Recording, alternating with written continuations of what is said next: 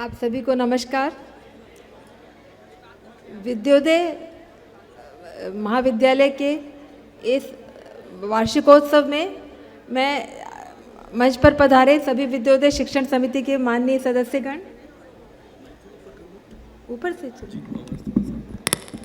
अभी यार इस कॉलेज के प्राचार्य माननीय डॉक्टर वाघे, उप प्राचार्य डॉक्टर मुकाती, सभी शिक्षण समिति के परिवार के सभी पारिवारिक सदस्यगण, सभी प्यारे विद्यार्थीगण और उनके माननीय अभिभावकगण, देवी अहिल्या विश्वविद्यालय की ओर से मैं आप सभी का सादर हार्दिक अभिनंदन करती हूँ। आज इस महाविद्यालय में मुझे पहली बार आने का अवसर मिला है, लेकिन मैं यहाँ आकर आज बहुत ही प्रसन्नता का अनुभव कर रही हूँ, क्योंकि इतनी दूर एक आदिवासी बहुल क्षेत्र में आप लोगों ने इस महाविद्यालय की स्थापना की, एक बहुत बड़ा लोक कल्याण का कार्य किया है। क्योंकि हमारा मध्य प्रदेश का GER पहले बहुत कम था, ग्रॉस एनरोलमेंट रेशो, तो बहुत दिनों से ऐसी प्रतीक्षा की जा रही थी कि ज़्यादा से ज़्यादा बच्चे एडमिशन ले सकें। तो आप लोगों ने इस ट्रस्ट के माध्यम से जो एक कॉलेज खोला है 12 वर्ष पहले, ये एक बहुत ही साधुवाद का कार्य है। आप सबको मैं इसके लिए बहुत बहुत बधाई देती हूँ। और जितने भी बच्चों ने यहाँ एडमिशन लिया है, आज यहाँ पर आकर और इस पूरे कॉलेज का जो पूरा एम्बियंस है और जिस तरह से बहुत मन के साथ बनाया गया है, इतनी खुली जगह भी बहुत है और जिस तरह से अंदर की बिल्डिंग भी बहुत अच्छी है, तो ये देखकर मुझे बहुत खुशी है कि इतने अच्छे कॉलेज में आप लोग को अपने जीवन को संवारने का अवसर मिला। हमारी जो राष्ट्रीय शिक्षा नीति है जो अभी 2020 में लागू हुई है, उसमें भी सभी विद्यार्थियों के सर्वांगीण विकास की परिकल्पना की गई है। तो ये जो कॉलेज है जिसके मूल में ही एक लोक कल्याण की भावना है। बहुत से जो कॉलेज खुलते हैं कई बार वो एक व्यापारिक दृष्टिकोण से खुलते हैं, लेकिन यहाँ पर आपने एक लोक कल्याण की भावना से खोला है, तो ये वास्तव में एक उच्च शिक्षा के क्षेत्र में एक बहुत बड़ा योगदान है आप सभी का। यहाँ के विद्यार्थियों को और ख़ास तौर से यहाँ की जो महिला छात्राएं हैं उनके लिए एक इस तरह का फोरम प्रदान करना तो ये आपका एक बहुत बड़ा कार्य है। हमारी राष्ट्रीय शिक्षा नीति में कहा गया है कि सभी आजकल इसकी बहुत सारी चीज़ें हैं कि फ्लेक्सिबिलिटी हो।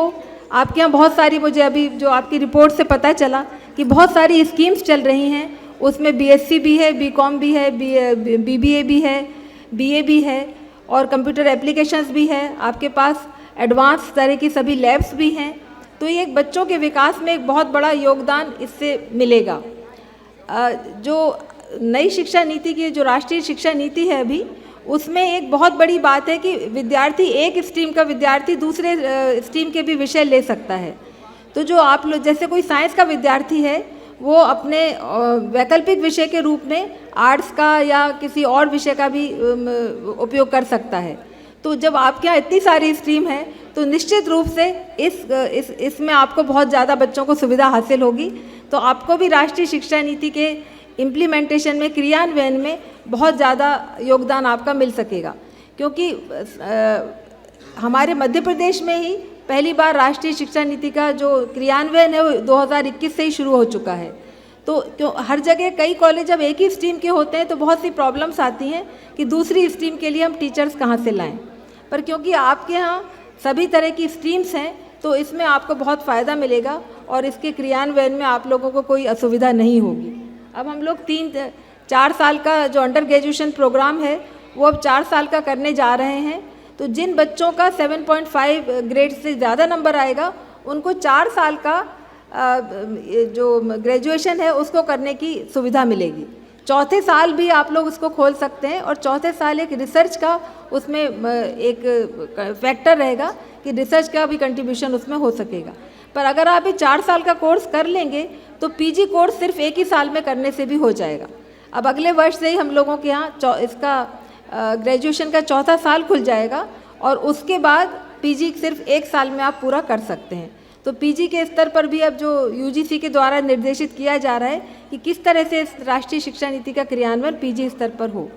और हमारे ख्याल से मध्य प्रदेश सरकार के द्वारा अगले वर्ष से ही ये राष्ट्रीय शिक्षा नीति का सेमेस्टर के स्तर पर क्रियान्वयन होगा। तो मुझे लगता है आपका कॉलेज तो पूरा तैयार है कि सेमेस्टर के स्तर पर भी हम शिक्षा नीति को चला सकेंगे। अगले जो एडमिशन होंगे इस बार वो शायद सेमेस्टर सिस्टम में ही होंगे।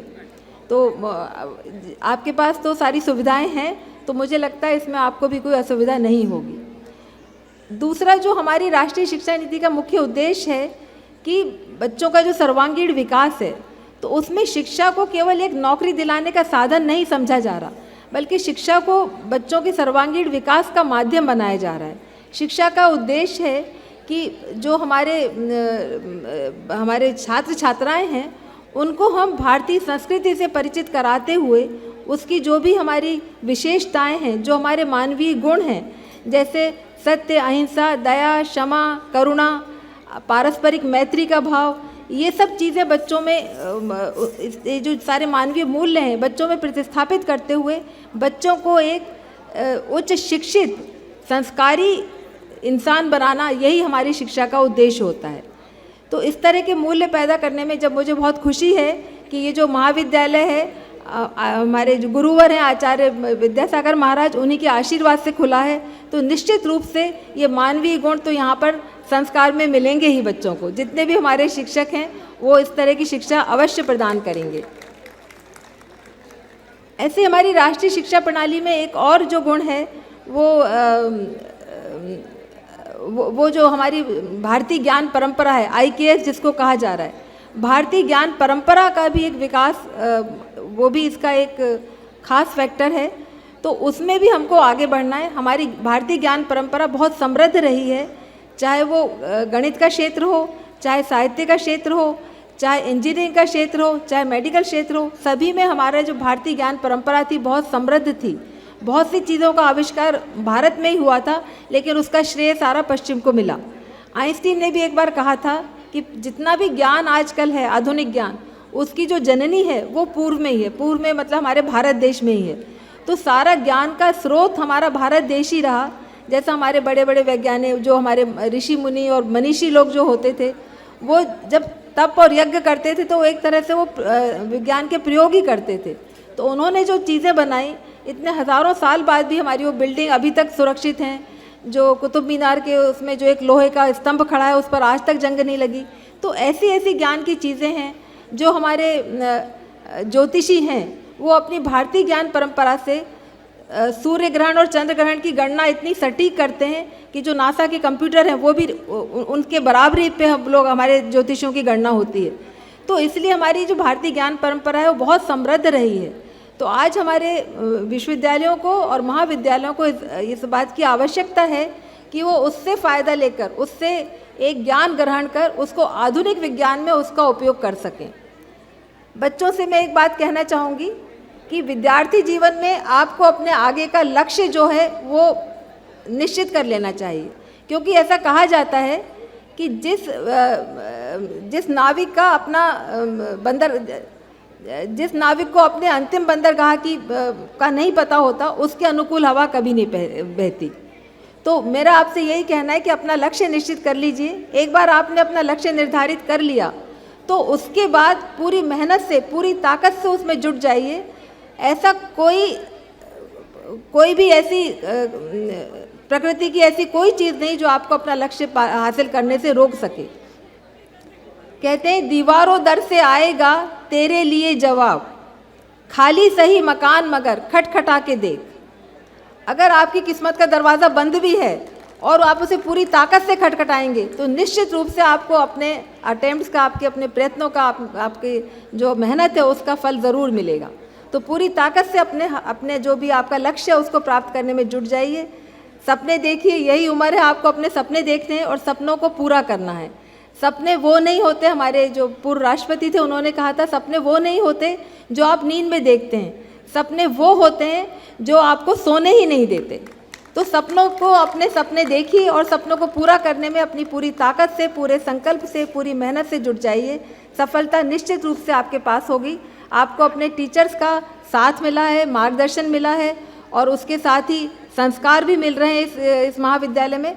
तो मुझे पूरा विश्वास है कि आप लोग अपनी मंजिल, अपना लक्ष्य निश्चित रूप से पालेंगे। और एक और बात बस कहना चाहती हूँ कि ऐसे विश्वविद्यालय, ऐसे महाविद्यालय में आकर आपको संस्कार के रूप में हमको, हम सभी को देखना है, हम सभी के जीवन का एक लक्ष्य है। तो हमको किसी से कंपैरिजन नहीं करना, किसी से कंपटीशन नहीं करना, हमको अपने आप को अच्छा बनाना है। एक इंडियन स्विमर ने कहा था कि I think the best life is that which is spent in the pursuit of becoming the best version of your self. हमको अपने आप का बेस्ट वर्जन बनना है, हमको अपनी खुद की कमियों को दूर करना है और उसके बाद हमें आगे बढ़ना है। तो जो भी आपकी कमियां हैं उनको दूर कीजिए और अपना लक्ष्य प्राप्ति की ओर आगे बढ़िए। दुनिया की कोई भी ताकत आपको आगे बढ़ने से नहीं रोक सकती, अगर आपके मन में संकल्प है, विश्वास है और मेहनत की है आपने। तो इन्हीं शब्दों के साथ मैं आप सबको आपके लिए भावी जीवन की बहुत बहुत शुभकामनाएं देती हूँ। जो बच्चे आज प्रावीण्य सूची में आए हैं उनको भी बहुत बहुत बधाई, और जो बच्चे शिक्षा के क्षेत्र में नहीं भी आए लेकिन अपनी पूरी मेहनत से आगे बढ़ रहे हैं उनको भी बहुत बहुत बधाई देती हूँ। और आप लोग हमारे भविष्य के कर्णधार हैं, हमारे सेनानी हैं। 2 लाइन कह के मैं अपनी बात समाप्त करूँगी। सेनानी करो प्रयाण अभय, भावी इतिहास तुम्हारा है। ये दीप नखत के बुझते हैं, सारा आकाश तुम्हारा है। Let the sky be your limit. Thank you so much.